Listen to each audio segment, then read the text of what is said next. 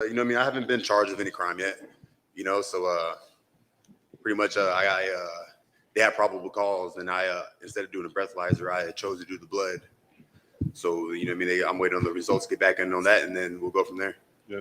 I guess from a fan's perspective, right, everybody's like, what's the guy doing out in the morning 2 weeks before a fight, right? So, I mean, was this just a one-night thing, or is this like, has this been a tough camp for you? No, it was just a one-night thing. You know what I mean? Just decided to kick back and relax with my girlfriend, you know. Had a few drinks, you know, and then there's a situation that happened, and then cops got involved, and then, you know, I did have my weapon on me. My weapon is like, it's legal, you know what I mean? It's licensed in my name, so they made it look like I had like a Mac 10 in my lap, driving around drunk or something, you know. But no, it's not as serious as they make it out to be. It's not like I was like drunk off my ass, hungover, you know what I mean, just running the streets. You know, it was a one-time thing. Right.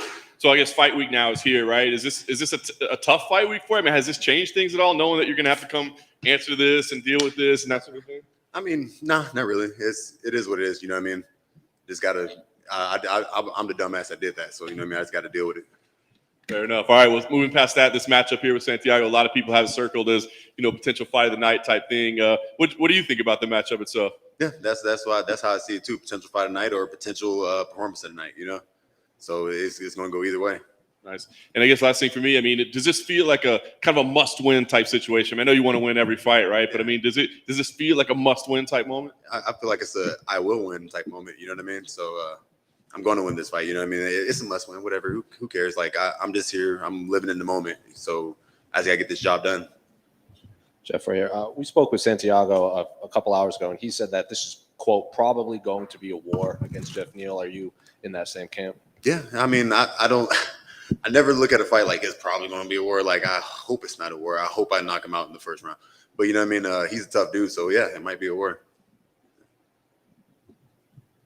Yeah, Geoff, back here. Considering the two fight skid that you're on, did you learn anything from those losses? You know, they say that you learn more from a loss than from a win. And if so, like, what did you take away from those two?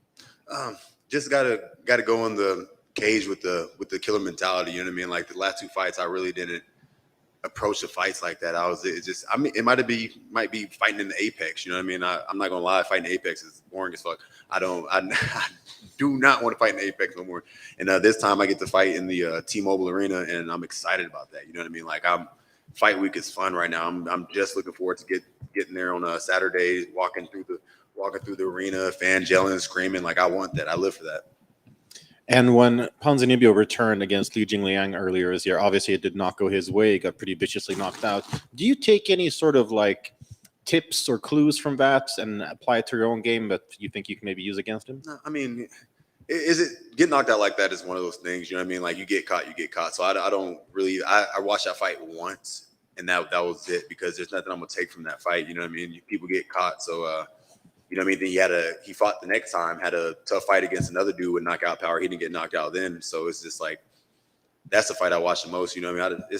You get caught sometimes. I'm not saying I'm gonna walk in there and just walk through him like Li Jing. I'm not even gonna try to say it like he did, you know? And last one for me. What would you say is the most challenging part of Ponzinibbio's game? His jab.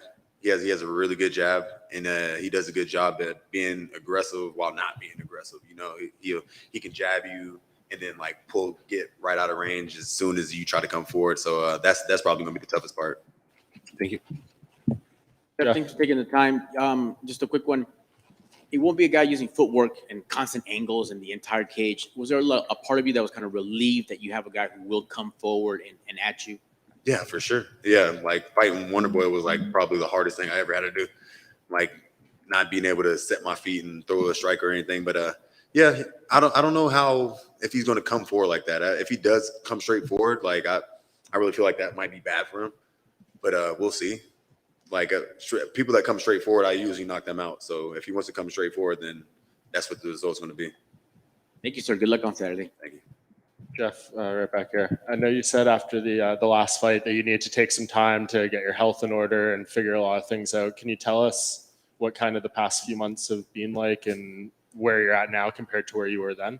Yeah, the past few months have been great. Like as soon as I took the L against Magny, I went to Hawaii, had a little vacation, and then got back, went to the Dominican Republic. and then just kind of chilled and relaxed. Took some time off of the gym. Once I got back, I implemented supplements into my my training schedule. You know what I mean? So like I'm taking supplements now, and it's really doing great for me, like my health and like how I feel and just my energy levels and stuff like that. Like I really feel like I felt before I got sepsis.